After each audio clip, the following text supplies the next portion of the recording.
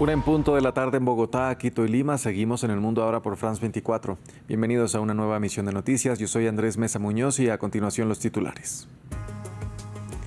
Al menos 104 palestinos muertos dejaron anoche los ataques del ejército israelí en la Franja de Gaza y que se dieron tras acusar a Hamás de haber asesinado a uno de sus soldados. Aún así, el ejército de Israel dijo que respetará el alto el fuego.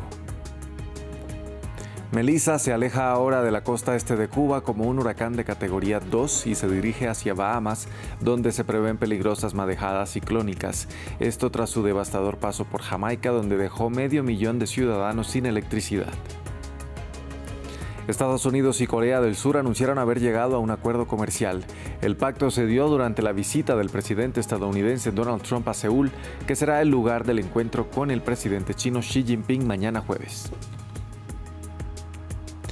Y con nuestro invitado del día analizamos las razones detrás de la mega operación en las favelas de Río de Janeiro, en Brasil, la más mortal en la historia del país.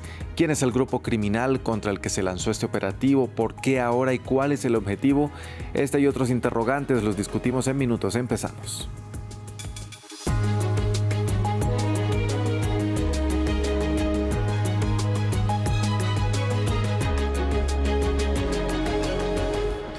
Vamos a iniciar en la Franja de Gaza. Los ataques israelíes durante la noche en el enclave dejaron al menos 104 personas muertas. La reanudación de las hostilidades genera preocupación entre las potencias occidentales por el alto el fuego, mientras Israel busca zanjar el nerviosismo, asegurando que respetará esta tregua que, según dijo, ya se reanudó a partir de la mañana de este miércoles. El informe es de Albert Naya. A la orden de Netanyahu de volver a bombardear, la intensa reacción del ejército israelí y más de 100 muertos. Ante tales ataques volvieron los funerales masivos en la Franja de Gaza. Son los mayores incumplidores de promesas y compromisos del mundo, traidores que no solo nos han robado nuestras tierras, también están matando a nuestros hijos. Dos mundos contrapuestos a escasos kilómetros de distancia, porque los israelíes parecen aportar argumentos similares ante la ineficacia de Hamás por devolver los cuerpos de los rehenes. Ahora todo el mundo necesita ver lo que realmente es Hamás. No tienen integridad, ni honor, ni leyes, ni orden, nada, absolutamente nada. Es simplemente decepcionante, duro y doloroso. Apoyo los ataques, debemos responder con toda la fuerza. El terrorismo es peligroso para todo el mundo, no solo para nosotros. El ejército israelí acusó recientemente a Hamás de crear falsas expectativas. Dijeron de que están intentando recuperar los cadáveres de los rehenes. Por su parte, el ministro de Exteriores israelí quiso dar explicaciones por cada uno de los muertos de la pasada noche. Sabemos con certeza que Hamás está violando el acuerdo. Sabemos con certeza que Hamás está abriendo fuego contra nuestros soldados. La respuesta es muy clara. Hamás es responsable del fuego. Hamás es responsable de la violación. Responderemos con firmeza a quienes la violen y eso es lo que hemos hecho. A las 10 de la mañana de hoy, Israel ha dicho que seguirá respetando el alto el fuego. Una interrupción de un plan que llevaba implantado 3 semanas, o la ruptura de un acuerdo que ninguna de las partes cumplió en su totalidad. Melissa se aleja ahora de la costa este de Cuba, degradado como un huracán de categoría 2, mientras se dirige a Bahamas, donde el Centro Nacional de Huracanes advirtió sobre peligrosas marejadas ciclónicas. En territorio cubano, más de 735,000 personas han sido evacuadas, mientras que en su paso por Jamaica dejó sin electricidad a 500,000 de habitantes. Estados Unidos anunció que desplegará equipos de ayuda a los países afectados por el fenómeno. El huracán Melissa se degrada a categoría 2, tras dejar una estela de destrucción en el Caribe. El miércoles la tormenta entró a Cuba cuando aún era categoría 3, con vientos máximos de 195 kilómetros por hora, que provocaron inundaciones, crecidas de ríos y deslizamientos de tierra. Unas 735,000 personas fueron evacuadas de sus hogares en el oriente de Cuba ante la llegada del fenómeno climático. Infernal toda la noche, la ventolera, eso ha sido tremendo. Por lo menos allí en el Hotel Las Américas no hubo daños significativos, pero va a tratar de recuperarnos, ¿eh? Va a tardar un poco. Melissa se ha convertido en uno de los huracanes más fuertes de la historia. Un día antes descargó su furia en Jamaica como una histórica tormenta de categoría 5. Sus vientos arrancaron techos de edificios y provocaron que rocas cayeran sobre las carreteras y dejó sin electricidad a más del 70% del país. El fenómeno también provocó estragos en Haití. Sus ciudadanos, que ya enfrentan desafíos por el desplazamiento a causa de la violencia de pandillas, se vieron aún más afectados por las inundaciones en sus tiendas de campaña y viviendas improvisadas. Durante la tormenta pasé la noche de pie sobre un cubo. Toda la ropa que los niños normalmente usaban para dormir se mojó y los niños también durmieron sobre cubos.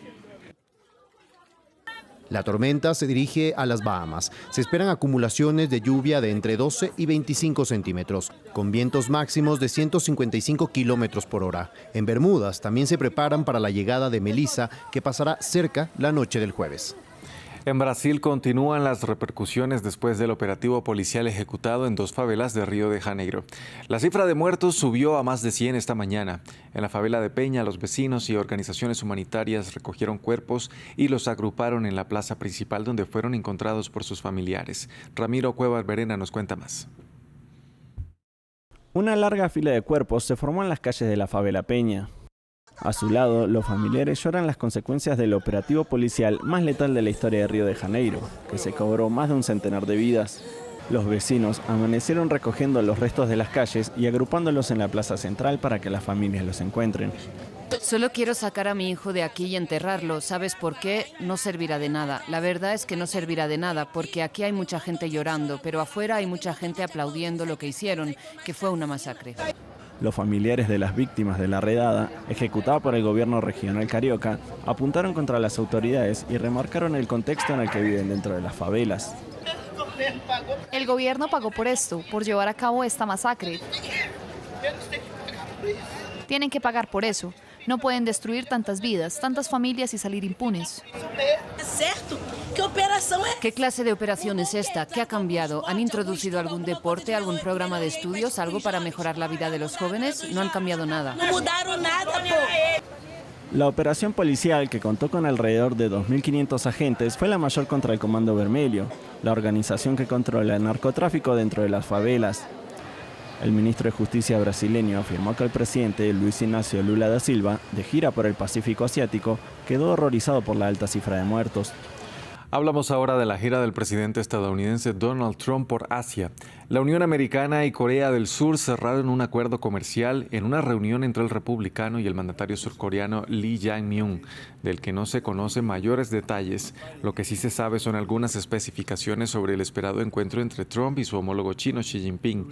Será el jueves a las 11 de la mañana hora local y se prolongaría por 3 o 4 horas. Nuestro enviado especial a la sede de la cumbre de la APEC en Corea del Sur, Adrián Foncillas, nos reportó sobre los avances de la gira de Trump. Ayer en Japón recibió obsequios relacionados con el golf, un palo, una bolsa firmada por una leyenda nacional y una bola de oro, ese metal que tanto le agrada a Trump.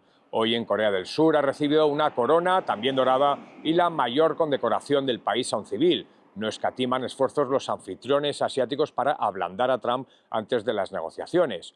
Hoy aquí en el sureste del país, con una fuerte presencia policial y con el zumbido de los helicópteros, tenían que concretar lo acordado meses atrás, la rebaja de los aranceles a cambio de una inversión surcoreana de 350.000 millones de dólares. Alegó después Seúl que eso descalabraría su economía y en lugar de dinero contante y sonante prefería darle préstamos. Serán al final 200.000 millones en inversiones directas y los 150.000 millones restantes en cooperación en el sector de astilleros. A las afueras de la reunión y en flagrante contraste con esas lisonjas, centenares de personas han protestado contra Trump y han forcejeado con la policía. El resentimiento descansa no solo en su política arancelaria, que pone en peligro a la industria automovilística, también influye la reciente detención de cientos de trabajadores surcoreanos de una planta de Hyundai en Estados Unidos por la policía migratoria. El trato vejatorio recibido, esposados como si fueran criminales, dejó en estado de shock a un país por venir ese trato de un presunto aliado. Mañana llega el plato fuerte a la cumbre entre Xi y Trump, y este parece pletórico en las horas previas. El mundo está mirando y creo que daremos algo muy excitante para todos, ha dicho hoy. Está convencido de que rebajará los aranceles del 20% a las importaciones chinas tan pronto Beijing se comprometa a redoblar sus esfuerzos en la lucha contra el fentanilo. Hoy se cumple un año de la Dana en Valencia. El retraso de las alertas de emergencia y la preparación de la infraestructura ante estos fenómenos climáticos está en el centro de los reclamos de los familiares de las 237 víctimas y de una comunidad que sigue afectada por sus consecuencias. Nuestra compañera Marina Colorado se encuentra en el lugar como enviada especial. Marina, muy buenas noches para usted. Cuéntanos qué sucedió hoy durante el funeral de Estado que se celebró allí. Sí, era un acto al que estaban invitadas 800 personas, de las que 600 eran familiares de estas 237 víctimas que se dieron a raíz de las intensivas riadas el año pasado en las provincias de Albacete, Cuenca, Valencia y Málaga. Además, también se incluyen las 2 personas que aún siguen desaparecidas y cuya búsqueda sigue activa. Era un evento laico, sin intervenciones políticas, pero sí con presencia de los alcaldes de los 78 municipios afectados, además de todo el gobierno en su totalidad, y los representantes o gobernantes de las 17 comunidades autónomas en las que está dividida España, excepto por Andalucía, que precisamente tiene ahora mismo alerta roja por lluvias intensas y entonces cuyo presidente se ha quedado ahí para monitorizar la situación. El presidente de la Comunidad Valenciana, Carlos Mazón, finalmente sí ha venido a este acto, pese a que los familiares de las víctimas le habían pedido una y otra vez e incluso exigido que no estuviera presente. Además de las palabras que ha dado esta mañana Carlos Mazón, diciendo que el 29 de octubre será a partir de ahora día de luto en la región valenciana, también ha dicho que hubo cosas que debieron funcionar mejor y pidió reflexionar sobre el desamparo que sintieron los valencianos en los días posteriores. Unas palabras que han caído como un balde de agua fría sobre los familiares que cada mes llevan manifestándose desde hace un año para pedir la dimisión de Carlos Mazón. El momento más tenso de este acto ha sido precisamente antes de empezar, cuando Carlos Mazón ha entrado en esta sala donde se iba a celebrar el funeral. Los familiares le han empezado a insultar, a gritar, le han llamado cobarde, asesino, incluso insultos más fuertes, y también ha habido protestas fuera que pedían la dimisión de Mazón y decían no hay ni olvido ni perdón. Momentos muy emocionantes cuando los familiares de las víctimas, de algunas víctimas, han hablado y han pedido que prevalezca la verdad, el respeto y la humanidad, y han dicho que la omisión del deber ha sido la responsable de esta tragedia, sin mencionar nombres, pero evidentemente haciendo alusión a los responsables políticos que tomaron decisiones que quizás no eran las más correctas en ese momento. Marina, ahora, ¿en qué situación está la región frente a un clima cada vez más extremo? Pues quiero empezar por decir que la periodista valenciana que ha dirigido este acto funeral ha dicho unas palabras, ha dicho: ojalá las próximas generaciones sepan cómo hacerle frente y que la pérdida de vidas acabe aquí. Sin embargo, los expertos aseguran que aunque sí se han hecho mejorías en, por ejemplo, los sistemas de alerta masiva a los teléfonos móviles, que sí se han implementado a tiempo en otras lluvias torrenciales posteriores a las del año pasado en Valencia, sigue habiendo muchas cosas por mejorar, como por ejemplo mejorías en las infraestructuras hidráulicas del país y mejorarlas ante un clima cada vez más extremo, sobre todo en esta región del Mediterráneo, un mar que además se calienta muy por encima, a una velocidad mucho más rápida que la media mundial, y que hace que estas lluvias torrenciales sean cada vez más extremas y más comunes. También modificar los planes urbanísticos, porque en España se sigue construyendo mucho en zonas inundables y esto es algo que es intolerable según los expertos, además de que falta educación para saber cómo actuar en este tipo de situaciones para no poner la vida en riesgo. Además, dicen, según los cálculos, se estima que los fondos que se habían dirigido para este periodo de reconstrucción de los fondos estatales solo se ha gastado el 50%, mientras que de los regionales de Valencia tan solo se ha gastado una cuarta parte. Marina, muchas gracias por este informe desde España. Y los neerlandeses votan este miércoles para elegir a un nuevo parlamento en unas elecciones anticipadas que son seguidas de cerca por Europa. El retiro del político de extrema derecha, antiislámico y antimigración Geert Wilders provocó el derrumbe de su coalición en junio, lo que motivó nuevas elecciones. El resultado de estos comicios es muy incierto. Wilders sigue liderando las encuestas, pero podría tener dificultades para encontrar aliados políticos. Las negociaciones para formar una coalición podrían llevar meses. Las urnas abrieron en Países Bajos. Las elecciones anticipadas se celebran tras la caída del gobierno menos de 2 años después de su toma de posesión. Bueno, fue un poco sorprendente que tuviéramos que celebrar elecciones anticipadas. Sin embargo, creo que es importante porque las cosas no iban muy bien. Así que tenemos que cambiar algo. Muchos ven este momento como un referendo sobre el polémico político de extrema derecha, Geert Wilders. Después de salir victorioso en 2023, formó una coalición conservadora de 4 partidos, pero pronto se frustró cuando sus radicales planes contra la inmigración encontraron resistencia y en junio decidió abandonar abruptamente. Su partido se presenta a estas elecciones con una ligera ventaja en las encuestas. Está reñido entre 4 o 5 partidos diferentes, así que tengo confianza. ¿Está listo para negociar? Por supuesto, siempre estamos dispuestos a negociar. Los votantes son los que mandan. Bajo el sistema proporcional, que esencialmente requiere alianzas, es poco probable que Wilders gobierne. En esta ocasión, todos los partidos principales se han negado categóricamente a formar una coalición con él. Se prevé que la alianza de izquierda entre los partidos Verde y Laborista queden en segundo lugar. Su líder se muestra optimista. En cualquier caso, me alegra mucho concluir que la era Wilders llegará a su fin.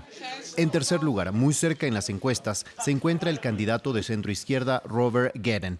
El controvertido tema de la inmigración ha dominado la campaña, pero la vivienda asequible y la atención médica también ocupan un lugar destacado en la lista de preocupaciones de los votantes.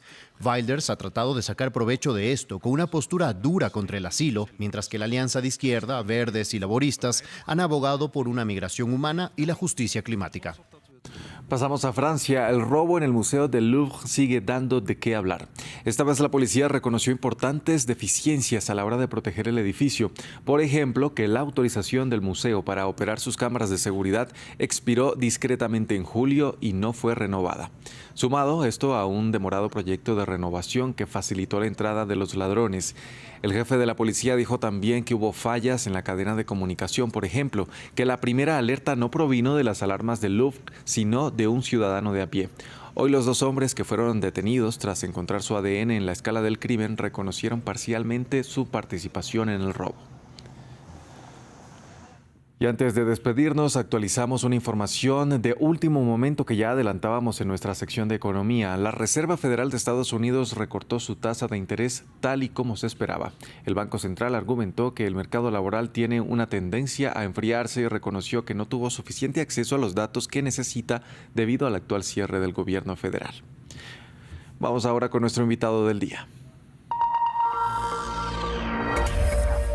Las favelas de Río de Janeiro, en Brasil, fueron objetivo de un mega operativo policial que deja hasta el momento más de 100 personas muertas. Se trata de la operación más letal en la historia de la ciudad y que estaba dirigida contra el poderoso grupo criminal Comando Vermelho.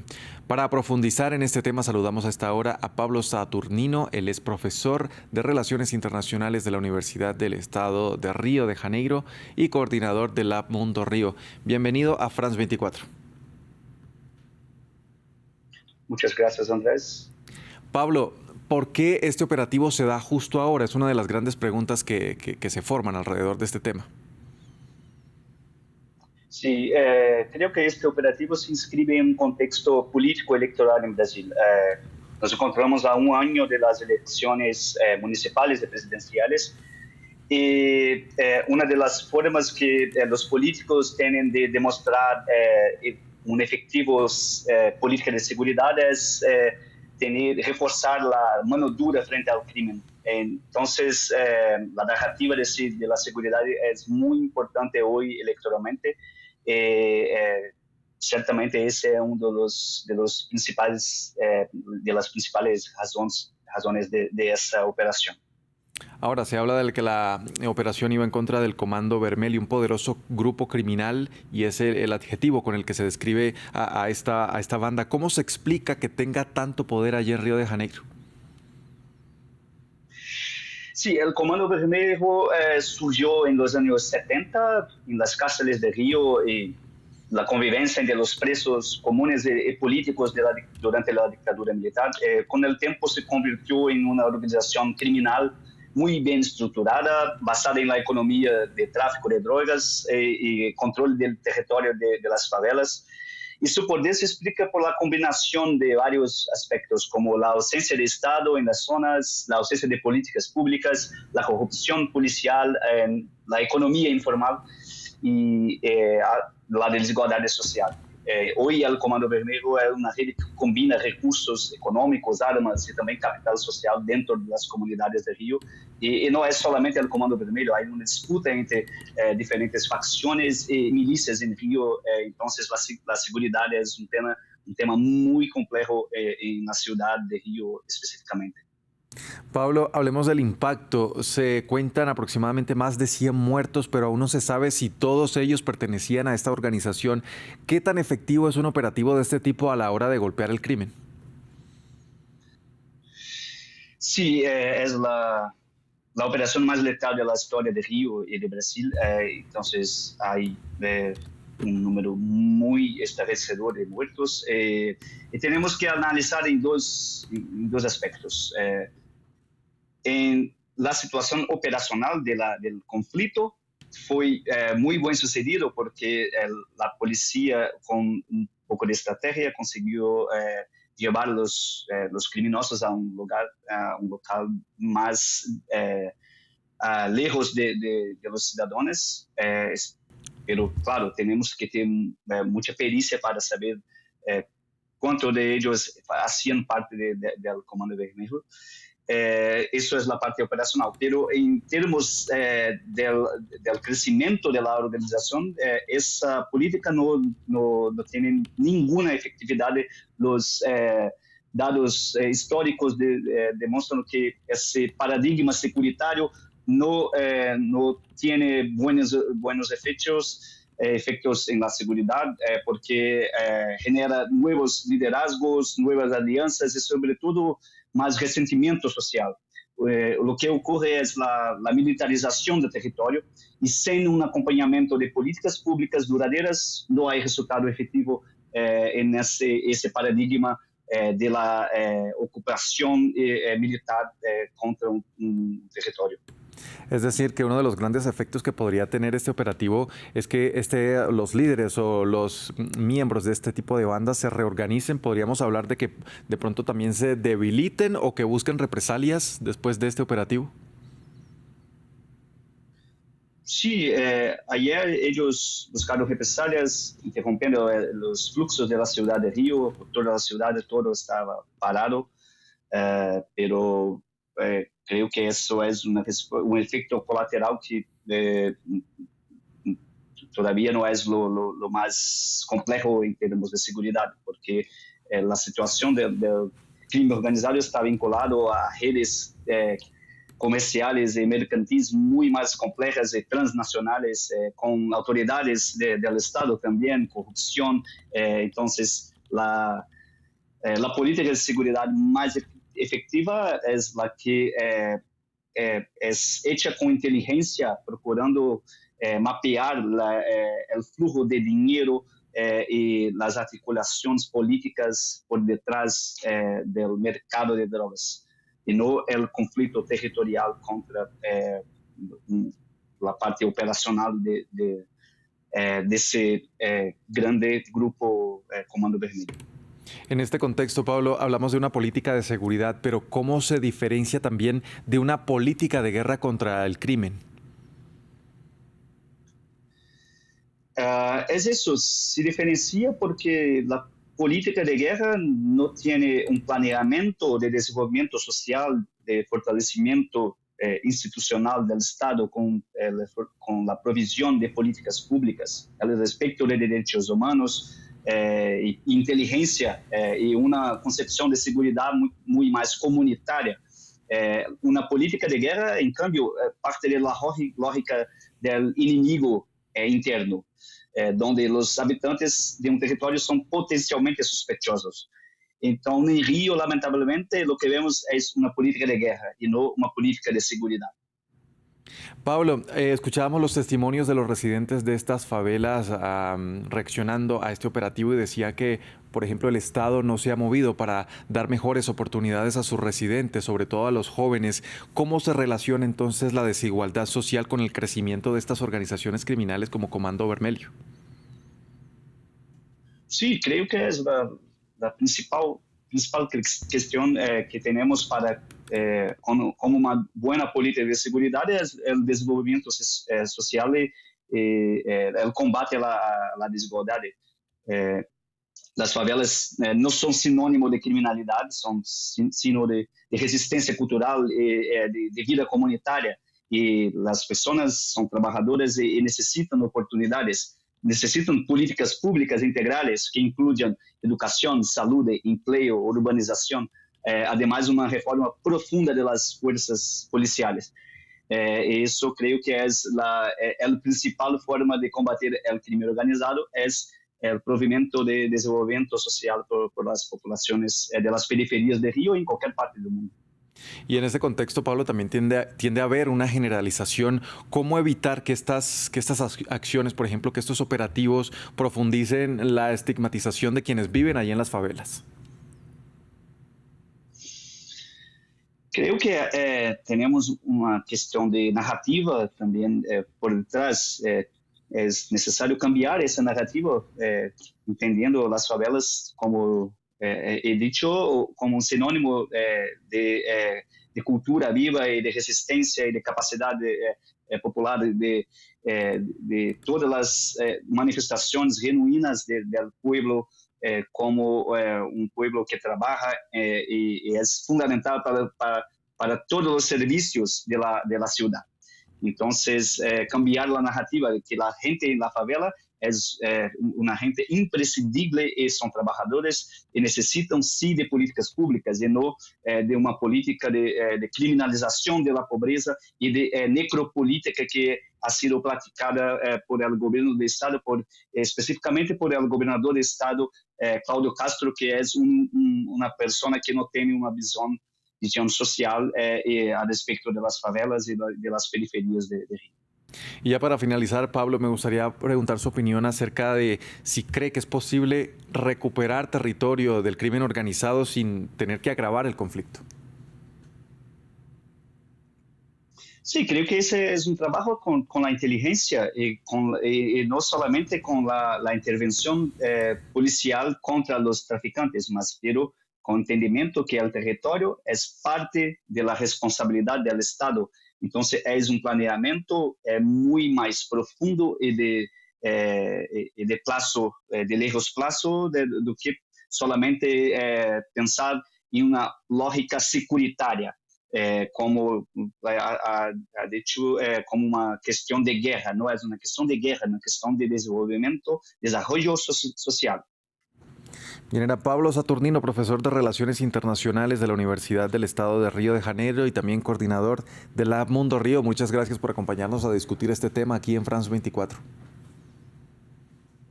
Muchas gracias. Y a ustedes, televidentes, también gracias por sintonizarnos. Vamos a hacer una breve pausa y ya regresamos con más información. Quédense con nosotros.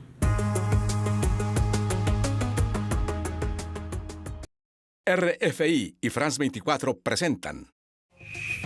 En Primera Plana les proponemos cada semana un análisis monográfico y en profundidad sobre un asunto candente de la actualidad internacional. Es la base para empezar a pensar nuevas cosas para el futuro de la Iglesia. Una culminación que parece como el camino ya pasado, sino hasta dónde va. Creo que va a haber esa búsqueda permanente de un equilibrio forzosamente inestable con sus momentos de crisis y sus momentos más apaciguados. Con diferentes voces y distintas perspectivas. Lo que los gobiernos tienen que hacer básicamente ahora es tener una nueva visión del sistema de cuidados. No se pierdan cada semana nuestra ventana abierta al mundo. No se pierdan En Primera Plana. En Primera Plana, un programa en colaboración con RFI presentado por Carlos Herranz.